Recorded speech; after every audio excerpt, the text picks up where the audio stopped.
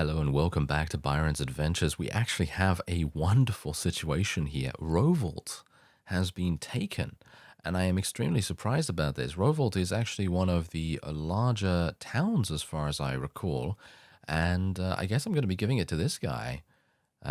Even though people are kind of supporting us on this, and it might make sense. Oh, actually, never mind. As you can see, thanks to the fact that we did get rid of the two mercenary companies that were draining our resources, I am now expected to make 8,000, or actually almost 9,000 next day. So I'm actually pretty happy with that, and I don't really need more. I mean, yeah, I could always use more, but I kind of don't want to run all the way over there to defend that town. But you can see where it is. It's basically... Wait, yes. Yes, all the way up here. Why are we... can I just ask, why are we doing a siege over there? I have no clue. No clue whatsoever. But anyway, in this episode, we're going to be attempting to take Rote, which is right here. And actually, do I want to do that, or do I want to try and take some of these? Because I would assume that the northern territories that the Battanians have taken from the Sturgians are not that well defended. So we might actually have a pretty decent shot at that. And I would rather take that than take Rotate, which has 1,600 defenders. I mean, technically what I could do is I could create an army. But as you can see, Saruk is currently running around with 1,400. He's actually going to a castle to besiege that. And we also have another group of Karakurjit fellows that are going to another castle, which is really, really nice. So let me actually just take a look and see if there's anyone close by that might actually want to join us for the Rote siege. I'd have to wait at least 2 days for most of them to get here. Ospier is pretty close by. He's only 1 day away. Yeah, you know what? I don't think that that is worth it. We only have, how much? 22 days worth of food, which is really very bad in my opinion. So let me see. Can I go to that... Yeah, I'm going to go to that village real quick.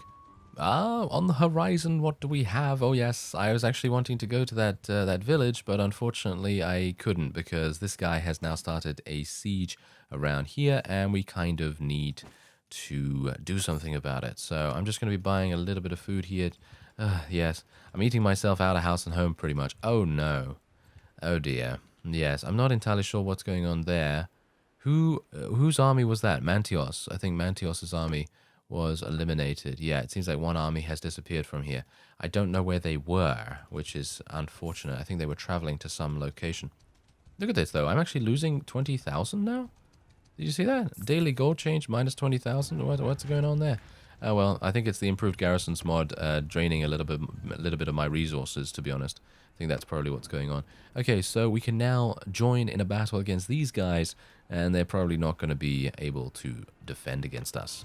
Alright, so here come the enemy cavalry. We're going to tell our forces to charge straight on in, and we're going to see if we can take them out before the enemy's infantry arrive, because as we know, this is a common tactic with people with a somewhat smaller cavalry force.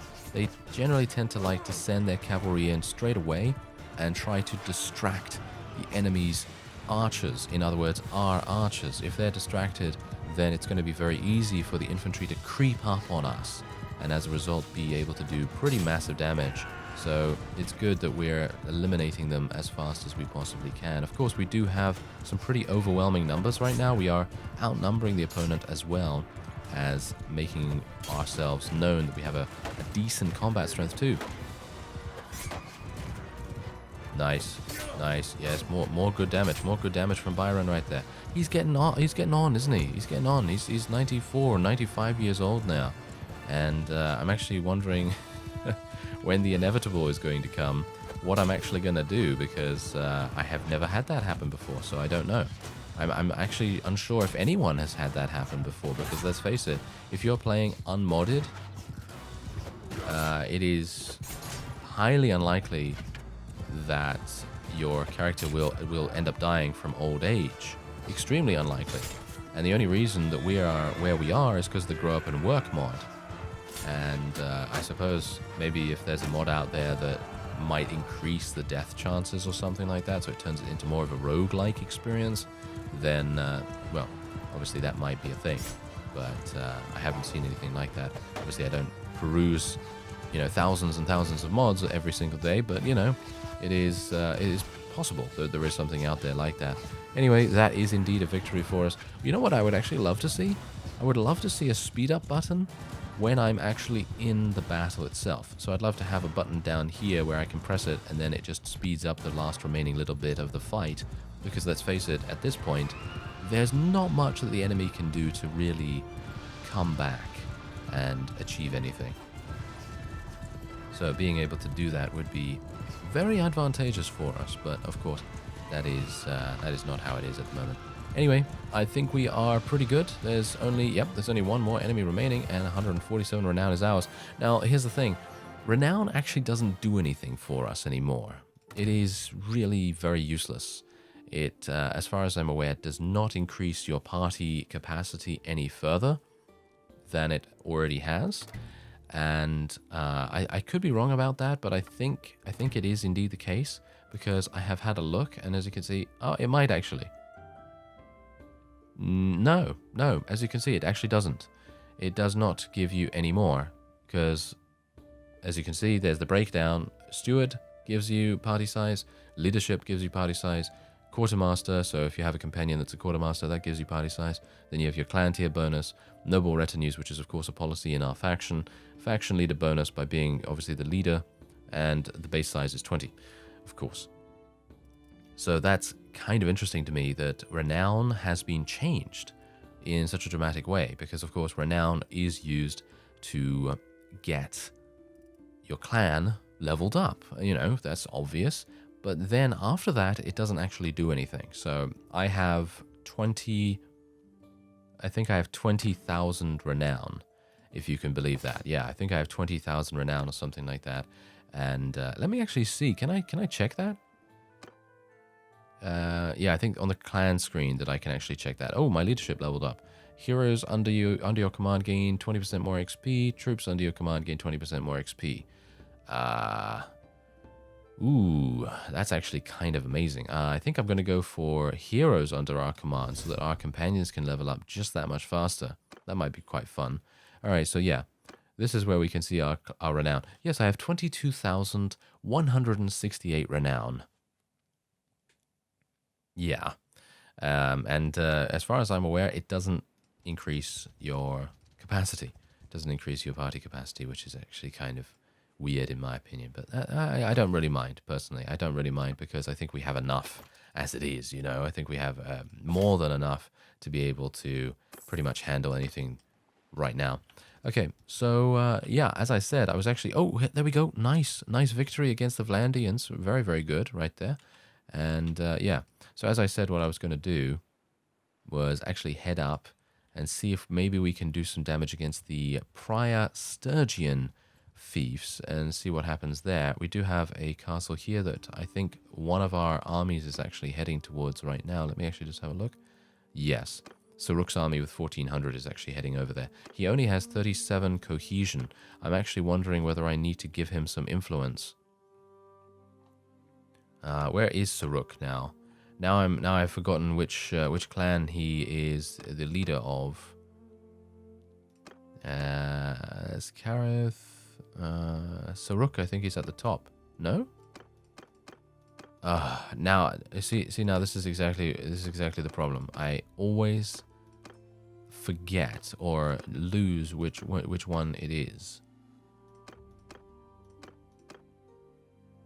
Oh, there it is. Oh, Saruk isn't actually the leader, is he? Is he the leader? Because I guess he is. Anyway, he has 939. That is more than enough influence to be able to do what he needs to do. We have, oh, look at this. We have Gifor here attempting to do a little bit of skirmishing. That's not really going to work, sir, because I'm going to come up here and just, squash that dead. Thank you very much. We really do not want him, attacking us in such a grievous manner, and we will be eliminating him. There we go. Not bad at all. And we can, I guess we'll just continue to let him go because we might be able to persuade him in the future. As you can see, he has a bunch of troops here as well. I will be taking the cavalry only. Should I? You know what? I'm just going to take the regular units as well because I have such a large army as it is. Kind of makes no difference whether I take only cavalry or not. But I am going to continue taking only cavalry prisoners.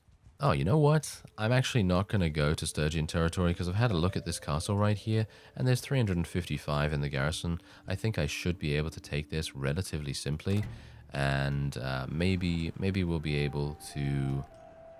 Can I auto-resolve this, actually? If I auto-resolve this, am I a bad leader? Yes, I think so. But I don't really want to burn through 67,000 with only 20 days worth of food. I'm actually just going to do it and we'll see what happens. I think we're probably going to do okay, but I think we'll lose about 50 units to the Grim Reaper. No? We're going to lose about 30? Yeah. Wow.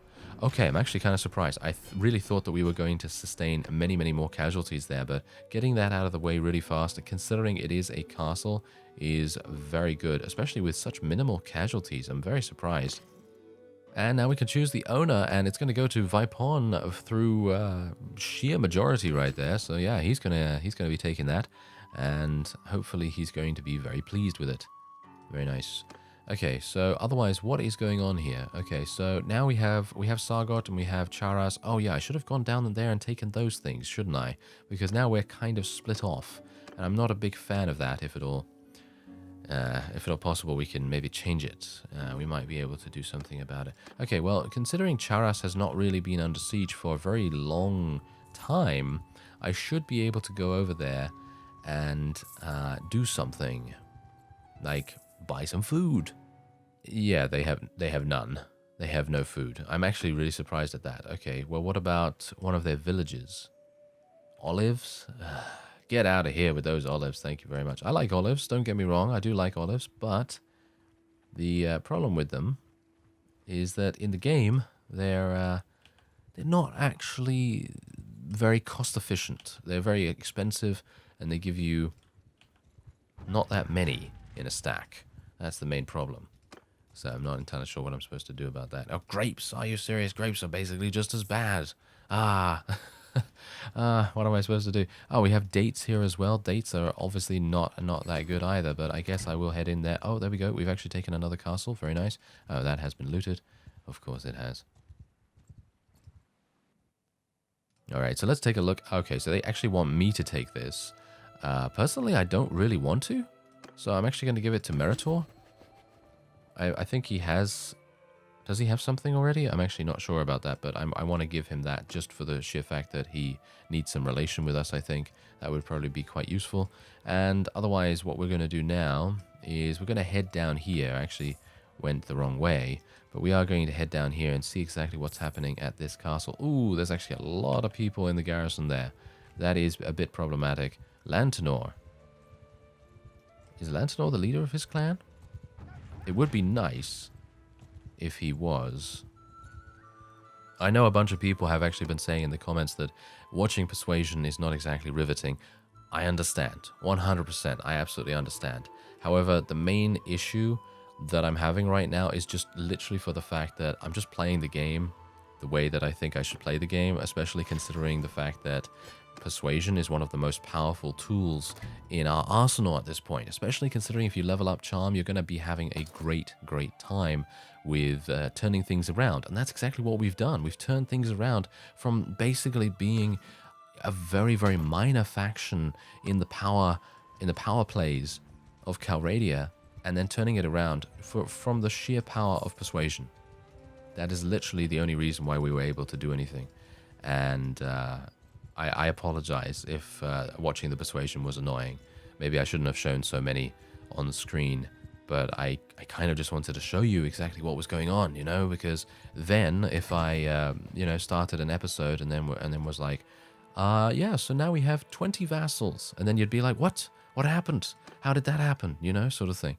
So that was the only reason why I really wanted to show most of the persuading, because then you get to see more of the conversations and, you know, the various options that I took to get to where I was. So you don't go, oh, what happened? You know, it's just including you in the journey. And that's what I'm all about. I like to include you along every step of the journey, every single major event I want you to see, because then we grow a bond between each other, and it's kind of like, we're experiencing it at the same time. If you can understand that. Anyway, the point is that this guy is the leader of his own faction, or clan. And we're going to try and persuade him just for the sheer fact... Ah, yes, okay. Oh, he's actually joining? He's joining for 1 dinar. Do you want to give me some money? Oh, he's actually willing to give us some money.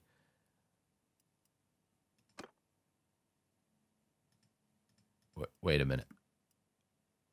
What? Okay, so if I give him 1 dinar, he'll give me 266,000 dinars back, and he will join us. Okay. Okay. I am perfectly happy with that. Thank you. That is perfect. And I think Chason, isn't he the leader of his clan? I'm actually not sure about that. Let me actually just have a look. Yes, he is. He is actually the leader. So let's actually have a look. Okay, let's see if we're able to do this. I'm going to go for this because, as someone has pointed out, the content of the conversation actually matters. Because I actually was just looking at the percentages and just being like, oh, okay, I'll just use charm on this. You know, that's the kind of thing I was going for. But yeah, I'm going to go for the 76% chance. Because the 76% chance doesn't really matter, in my opinion, in more ways than the actual content of the message. The content of the message seems to make more of a difference. And yeah, we're gonna do this one. There we go. Okay. See, he's probably going to want money. Yeah, but is he going to want only 1 dinar? Oh, we can actually persuade him with quite a bit. Look at that. 271,000. I'm actually kind of happy to spend that, because that gets a great vassal to join us, as well as a wonderful clan. And oh no, my new guy's being murdered. Get back here, sir. Yes, chase him, Tovia. Chase him to the ends of the earth. We will deal with him. We will deal with him right now. Go, Tovia. I'm right behind you, sir. I am right behind you. I have your back. Apparently he doesn't care. Apparently he doesn't care about me having his back. Oh, there's a Renikos. Oh, but, yeah. Yeah, this is also the reason why persuasion is actually really powerful. If you persuade someone that's at war against you, you're going to gain their fief. And that's exactly what happened with Tovia. As you can see, Tovia was actually the lord of Kuyaz, as well as Tubalis Castle, so I didn't even need to besiege them. And instead, I just did a small conversation, and as a result, we have gained even more combat strength, or shall we say faction strength. And I'm going to show you just after this how much combat strength we have, because it's good to keep us all updated on what is actually going on with that, because the amount of combat strength we've gained from persuasion alone is just crazy. Okay, so we'll just continue taking the loot here as well, and let's take a look at our diplomacy screen. So we have 23,500, Battania has 12,000, Azariah basically done, Vlandia is basically done, and the only one that has a chance of really defeating us in any way is probably the Khuzait. That's going to be very interesting. And let's take a look at what we can do here. I mean, what do we have going on? Salt. Hello. Here we go. This is perfect. Okay, so I think Fafan is actually the leader of his own clan, so if I can head over there and maybe speak to him and maybe persuade him, that would be nice. But if I can't, then I will just help out in this battle.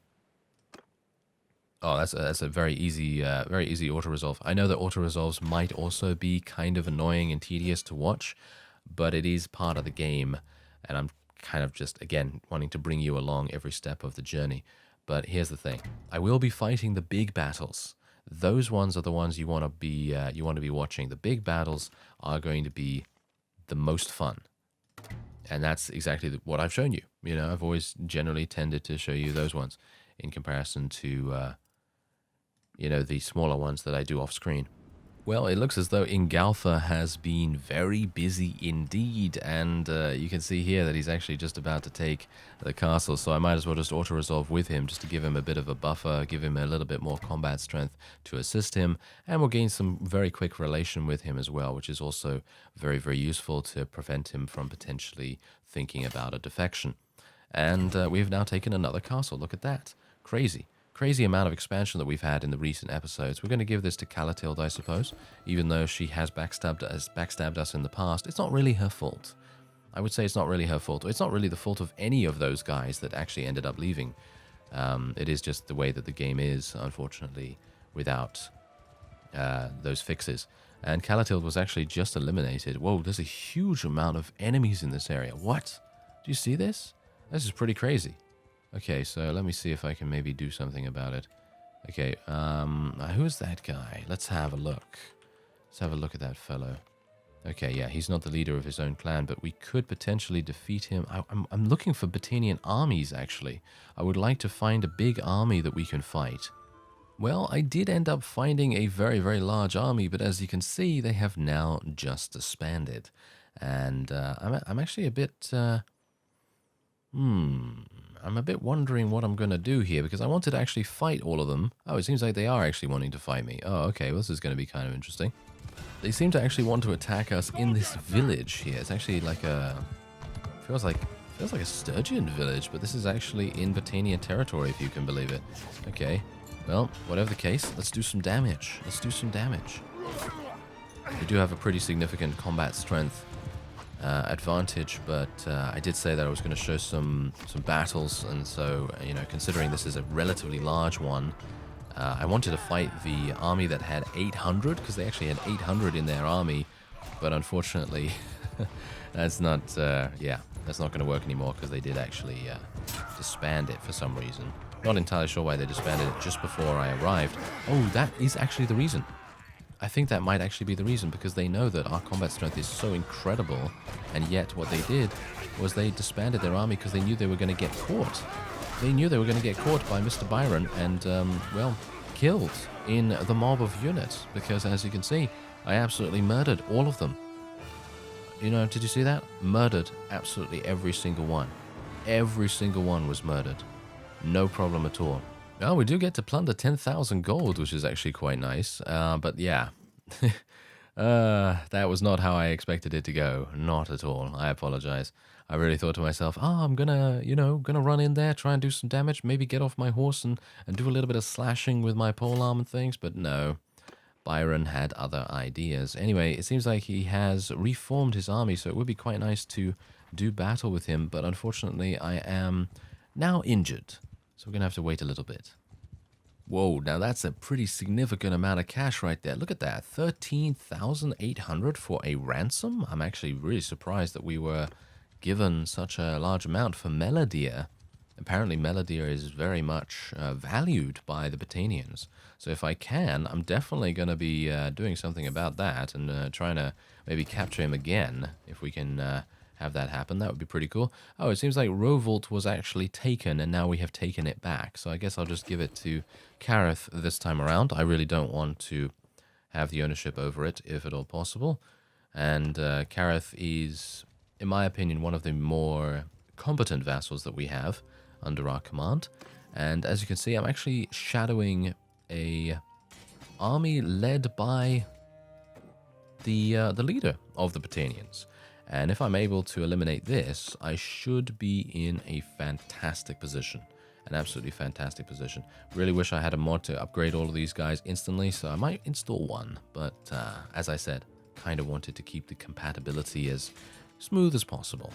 Alright, so our combat strength is actually pretty even with the enemy army. As you can see, it's just that little bit stronger, so you can imagine that this guy actually has some pretty dangerous units, and we could end up very easily losing if we play this wrong. So let's have a look and see if we can achieve something here. I'm going to get up high, as high as I possibly can, thanks to the rocks, and we will try and see if I can maybe get a couple of little snipes going on here and there, and maybe we'll be able to do something. Are they actually coming towards us, or am I going to have to walk into them? No, they are actually coming towards us. Interesting, interesting. Okay, so let's move our infantry round about there, and our archers can maybe go about here, because then they're going to be protected by that big rock over there, so some section of them may not get completely assaulted by cavalry, because it's unlikely that they have a huge amount of Oh! Never mind. I'm like, it's unlikely they have a huge amount of cavalry. But no, they actually have 125 cavalry units, which is a lot. That is a huge amount. I'm very surprised. Very, very surprised about that. Okay, this might be interesting. Wow. The amount of units coming in here, but our archers are going to absolutely murder them. I guess, I'm just going to tell my cavalry to charge in. Thankfully, because my archers are in the loose formation, the cavalry should be able to get through them relatively easily. Unfortunately, this particular map set, this particular environment, definitely not my favorite. It's definitely not my favorite for a multitude of reasons. It's a very tight battlefield. It's very difficult to get any kind of meaningful formation going, especially considering if you have massive armies like we have right here. It's very, very difficult to get that going. And you're going to have many difficulties doing that. Oh, hello. I might actually be in a pretty bad situation here, so I'm going to get myself out of it. Thank you. And, wow, it seems like my infantry has been completely eliminated, if you can imagine that. And this is exactly the reason why they have pretty much even faction strength with us, because, well, the pure reason, just look at it. They have been able to murder every single one of our infantry and get through them very easily, almost like breathing. Almost like breathing, they were able to do that. So this might very well be one of the closer battles that we've had in recent memory, because as we've seen so far, I have been able to quite easily auto-resolve most of them. But these ones, these are the challenging ones. Okay, here we go. 77 damage, not too bad. Didn't kill anything though. 99 damage, didn't kill anything through a 99 damage, really? Okay, kind of interesting. Okay, so let's move my archers a little bit ahead. I'm actually going to tell them to auto-delegate, because that usually will get them into a good position, at least while they are not the only units alive. Because if they're the only units alive and they're not with anyone that can kind of give them any kind of support, then they generally tend to be a bit indecisive, like I mentioned in a previous episode. But with someone else, they're going to be pretty good, because that means that they can flank enemy units, try to get around their shields, try to, hit them where it hurts, basically. That's the kind of thing that we wanted to do. But it seems like we are going to achieve a victory here, just probably from the power of our cavalry. As you can see, they actually have a lot of Sturgian units. I feel like the Sturgian units are providing a lot of stability to the enemy's army, which is very intriguing to me, because whenever I've played with Sturgia, they have been not great. Let's just say that. They haven't been that good. They do have a lot of Battanians as well, though, so I wouldn't say that it's purely for the fact that the Sturgians are included in their army composition, but I would definitely say that maybe they helped. I think they probably did help. There seems to be a lot of them, as I'm looking in the kill feed periodically, and I'm seeing Battanian, Sturgian, and a couple of others. But yeah, I'm actually really surprised. How many? Yeah, look at that. They had one Sturgian vassal, 2 Battanians so far, another Sturgian vassal, another Battanian mixed with Imperial, then Azurai mixed with Battanian. Yeah, so they had 2 Sturgian vassals in the fight here, and that's the reason why we saw so many Sturgian units. But it seemed to me like they actually were doing some pretty considerable damage. It might just be because our infantry was outnumbered by a pretty significant amount, but it seemed to be that they were doing a lot of damage. And you could see that by the combat strength. We lost so much combat strength in the first initial charge in of the opponent, and that's the thing. They just charged straight at us, which is really, really strange. Them being able to charge straight on in and do so much damage. And for that, I actually blame the environment. I think the environment really had a decisive advantage for the opponent in that, because they seem to, I don't know, I'm not entirely sure what happened, to be honest, but they seem to do very, very well in comparison to us. And there seems to be some issue here, as you can no doubt tell. There seems to be a couple of archers and cavalry, and it seems to me like we can't actually get there. Well, this is interesting. I'm actually kind of surprised that this happened. Is there any way that I can get around there? Seems like my cavalry think there might be a way to get around, but as you can no doubt see, this is the leaving area. These guys are attempting to get there as well. Maybe I can just run around this way? Where are they? Oh, they're up there. Wow, okay. I'm going to have to retreat. I'm going to have to retreat. There's no way I can get up there. At least, not without significant problems. But at least we have achieved victory, but now I'm going to get much less renown and influence and things. Oh, no, never mind. Not going to get much less. Okay, so that's fine. All's well that ends well, I suppose you could say. And otherwise, we're just going to be letting most of these people go, as we have so far seen. It seems like charm, persuasion, making sure that people like you is probably the way to go. At least in this playthrough. Because obviously in other playthroughs you probably want to execute them all. Yes, you probably do. Alright, so yeah. That is it. Nice. We got some pretty large battles shown. And we got some persuasion going on. And a variety of other things that we did. And we have increased our territory exponentially. And I'm actually going to show you. Or I'm going to look at it myself actually as well. Because I'm kind of interested too. Because I'd like to see what is currently going on. Okay, so this is where we currently are. I'm very deep into Battanian territory, and this is what we're currently looking at. Look at that. That's pretty good. We're doing quite nicely. So let's have a look.